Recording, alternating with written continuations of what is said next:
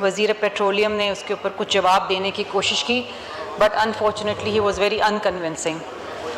Sir, issue ये है कि Pakistan was one of the first in the region जिन्होंने फ़ैसला लिया कि चूँकि जंग की हालत है और पेट्रोल की कमी हो सकती है, तो पूरे रीजन में जिस मुल्क ने सबसे पहले पेट्रोल की कीमतें बढ़ाई वो पाकिस्तान था सर, और 55 रुपये लीटर पेट्रोल बढ़ा दिया गया रातों रात। पाकिस्तान की तारीख में इतना बड़ा हाइक हमने कभी नहीं देखा सर। उसके बाद ये हुआ कि हुकूमत ने फिर एक और टैक्टिक इस्तेमाल करी। उसके अगले 3 हफ्ते तक वज़ीर आज़म साहब खुद टेलीविज़न पे आते रहे और ये कहते रहे कि गो के कीमतें ऊपर जा रही हैं, लेकिन वो ये बोझ अवाम तक मुंतकिल नहीं होने देंगे। बहुत अच्छी बात थी सर, हमने इसको बिल्कुल सराहा, वी अप्रिशिएट हिम सर। ये अभी हम ये खुशी का लम्हा सेलिब्रेट ही कर रहे थे कि सर 3 कैबिनेट मिनिस्टर्स आते हैं और वो टेलीविज़न पे बैठते हैं और एक मज़ीद पेट्रोल बम जो है इस अवाम के ऊपर गिरा देते हैं सर। अभी 24 घंटे नहीं गुजरे थे कि वज़ीर आज़म साहब फिर टेलीविज़न पे आते हैं और 80 रुपये जो है वो पेट्रोल की कीमत कम कर देते हैं सर। मुझे तकलीफ़ और इस अवाम को तकलीफ़ ये है कि क्या इस हुकूमत की कोई पॉलिसी है, कोई तरीक़ेकार है, कोई थिंक टैंक है, कोई फॉर्मूला है कि इन्होंने आगे किस तरीके से चलना है सर। 1 महीने के लिए सरकारी ट्रांसपोर्ट को मुफ्त कर देना या 6 महीने के लिए वुज़रा की तनख्वाहें काट लेना या 60% गाड़ियों को आप ग्राउंड कर लें, ये मसले का सर हल नहीं है सर। PDL जो वज़ीर आज़म साहब ने 80 रुपये कम किया सर, आज भी अगर आप देखें पेट्रोल की कीमत के ऊपर इस वक्त भी सर 131 रुपये टैक्स लगा हुआ है। 80 रुपये PDL, कस्टम ड्यूटी 24 रुपये 11 पैसे, और जो ऑयल सेक्टर कंपनीज को कमीशन और मरात जा रही हैं सर वो 24 रुपये 3 पैसे सर। इस मुल्क के अंदर जो ट्रांसपोर्टेशन चलती है या जो किसान ट्रैक्टर चलाता है सर, उसमें डीजल इस्तेमाल होता है। डीजल की कीमत पूरे खित्ते में सबसे ज़्यादा 520 रुपये 35 पैसे सर। रिफाइनरी की प्राइस है 461 23 पैसा, लेकिन उसके ऊपर 11.36% टैक्स लगाया गया sir.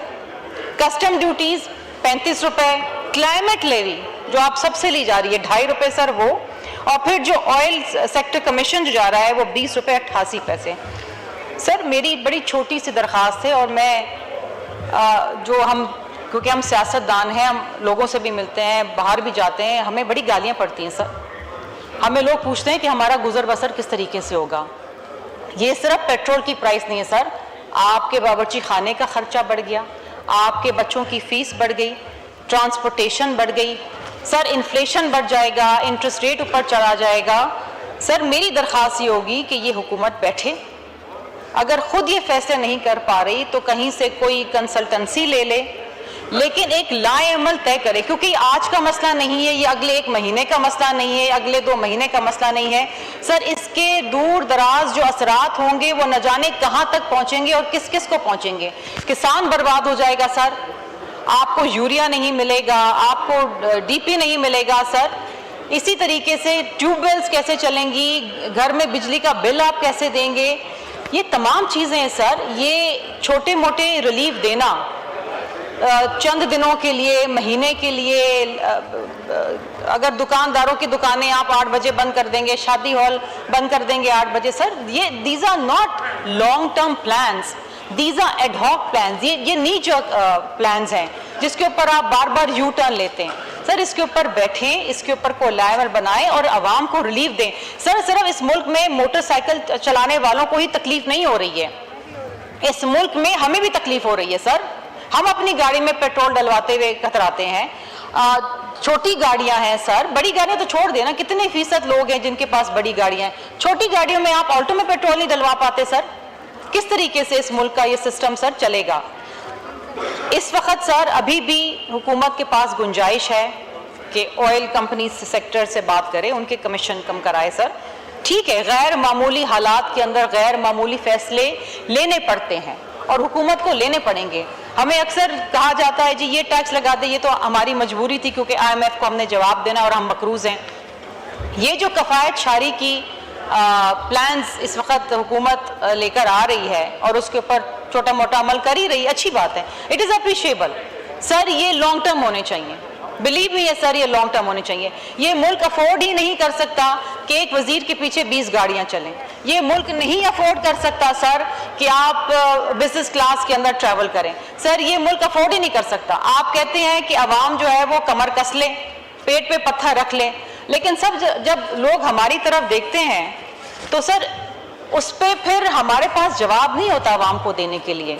People need relief and people need direct relief. Sir अभी बजट आने वाला है, जिस तरह नवीद कमर साहब ने यहाँ पर कहा कि पहले आप बात करते हैं सोलर एनर्जी की, फिर उस पर टैक्स लगाते हैं। सर आवाम को रिलीफ दें इस बजट के अंदर, बिलखुसूस जो तनख्वाहदार तबका है उसको रिलीफ दें। सर लोग छोड़ छोड़ के प्रोफेशनली मुल्क जा रहे हैं, people are moving to India.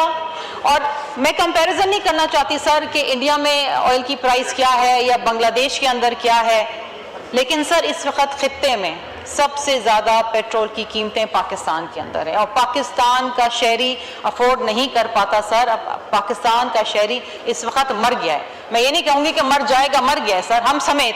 हम अपनी गाड़ियाँ अब नहीं निकालते बाहर, ज़रूरी होता है तो जाते हैं वरना घर बैठे हैं। सर अगर हमें तकलीफ हो रही है तो वो बेचारे लोग जिनकी कुछ तनख्वाही नहीं है वो किस तरीके से गुजर बसर करेंगे। सर एक एक फैमिली के अंदर 6-6, 7-7 लोग हैं। मेरी दरख्वास्त होगी अगर यहाँ पर कोई गुजरा बैठे, ख्वाजा आसिफ साहब बहुत सीनियर आदमी हैं, बहुत उनकी मैं इज्जत करती हूँ, कि कोई इस हुकूमत को समझाए कि एक लॉन्ग टर्म प्लान बनाए जिसके अंदर आवाम को मुस्तकिल रिलीफ हो। सर ये नी जर्क प्लान ना बनाए। लोग पेट्रोल डलाते हैं कि जी पेट्रोल बढ़ जाएगा और फिर अगले दिन ये होता है कि 24 घंटों में 80 रुपए कम हो गया। Sir this is a joke with the nation, this is joke with the people. इस ख्याल से कि अब बढ़ेगा, अभी हम यहाँ पर आज बैठे हैं, फिर आके यहाँ गुफ्तगू हो रही जी फिर बढ़ने वाला है, फिर बढ़ने वाला है। सर इस तरीके से तो मुल्क नहीं चलता ना सर, इस तरीके से तो हुकूमतें भी नहीं चलती हैं। सो इसके ऊपर सर प्लीज़ गौर व फिक्र करें और मेरी दरख्वास्त होगी कि अवाम को खुदा के वास्ते रिलीफ दें। शुक्रिया जी, शुक्रिया जी। हमीद हुसैन साहब, अपना सलीम दादा साहब और महबूब साहब